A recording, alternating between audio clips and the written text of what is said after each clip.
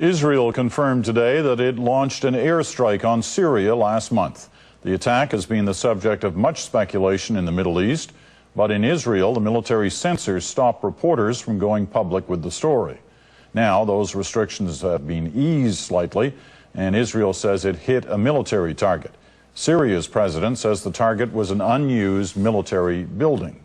New details emerging right now about last year's Israeli bombing of some sort of target in Syria, a target some reports claimed was actually a nuclear site. Very little has been said about the September 6th incident by either the Israeli government, the Syrian government, or the U.S. government for that matter, but the Pulitzer Prize-winning investigative journalist Seymour Hersh has been following the story closely now ever since then. He has a brand new article that's coming out in the new issue of the New Yorker magazine, the article entitled "A Strike in the Dark. What did Israel bomb in Syria?" Sy Hersh is joining us right now in Late Edition. Sy, thanks for coming in.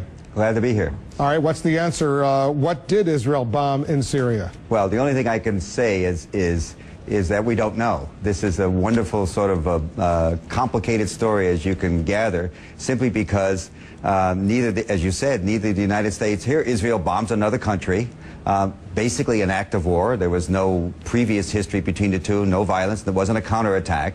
They bomb another country. They don't say anything publicly about it. The Israeli great ally, the United States, says nothing. Syria doesn't say much about it. They complain, but they're very muted too. And so you have a situation where one foreign country bombs another one, an act of war in the Middle East, and nobody talks about it. And that's what struck me as an amazing story. It really is an amazing story that I've been covering that part of the world like you for a long time, and it's very bizarre. Let me read a little bit from what you write in the article in the New Yorker. Whatever was under construction with North Korean help, it apparently had little to do with agriculture or with nuclear reactors, but much to do with Syria's defense posture and its military relationship with North Korea. And that perhaps was enough to silence the Syrian government after the September 6th bombing. There were all sorts of contradictory statements coming from the Damascus regime, but they didn't really say a whole lot. There were North Koreans working at that site, and that clearly raised a lot of alarm bells.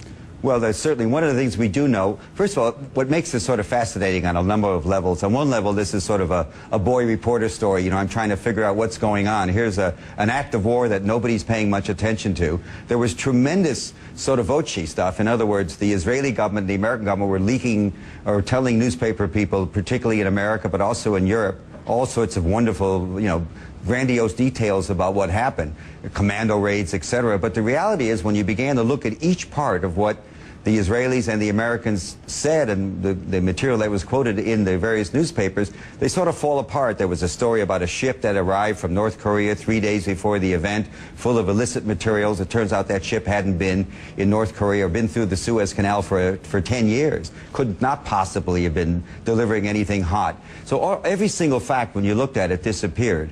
The bottom line is, Israel may indeed have some evidence that's overwhelming. And if this story forces them to give it out, make it public, that's great. I'm all for it. But without that sort of evidence, what they've done is they've simply bombed another country. I could find no evidence anywhere from nobody inside the United States and the intelligence community, nobody inside Syria, that there was anything nuclear there. Well, you can't say it was nuclear. You can't say it wasn't nuclear either. But you do write this in the story, and I'll read from the article, "A Strike in the Dark." In Syria, I was able to get some confirmation that North Koreans were at the target. First-hand knowledge said that the targeted building, when completed, would most likely have been used as a chemical warfare facility. Would it have been justified for the Israelis to attack this site if, in fact, it were a chemical warfare facility as opposed to some sort of nuclear facility? Well, you would have to answer that question yourself, because there's chemical warfare facilities all over the world. Because somebody has a chemical weapon, does that mean it passes some sort of, green line or red line for the Israelis? I don't think so. I think the world would be very upset if one country thought that it could do whatever it wanted, particularly in this day and age. But, I can tell you right now that the Israelis also are very adamant that there was something nuclear there. Let me tell you the Syrian position on this in a way. One of the questions is, why didn't Syria do more? Sure, they had North Koreans there, and they were building something there. But the Syrian position, it seems to me, is, look what happened in the summer of 2006, Hezbollah.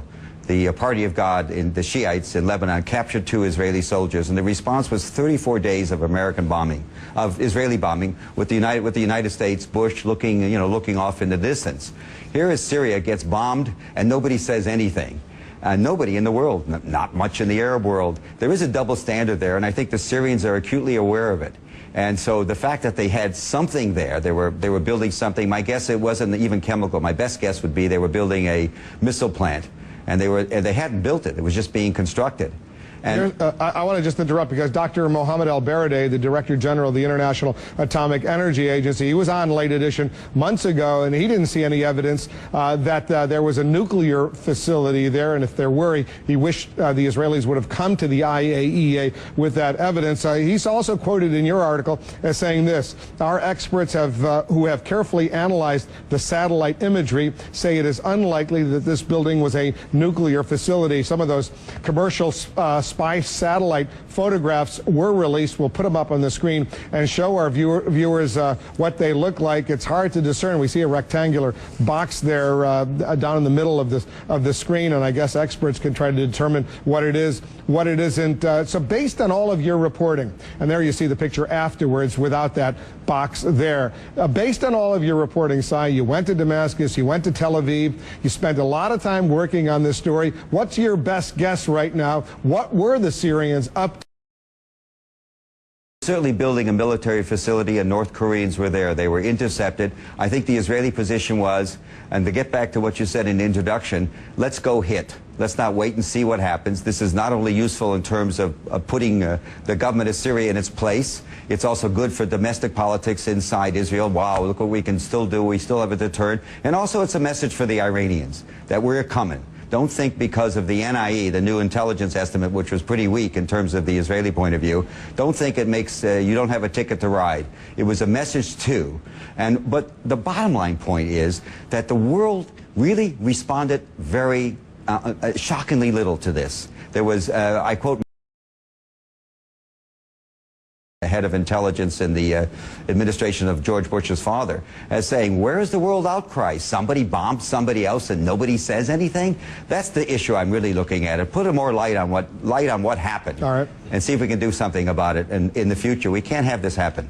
Sy Hersh's article is in the new issue of the New Yorker magazine. Thanks, Sy, very much for coming in. Glad to be here.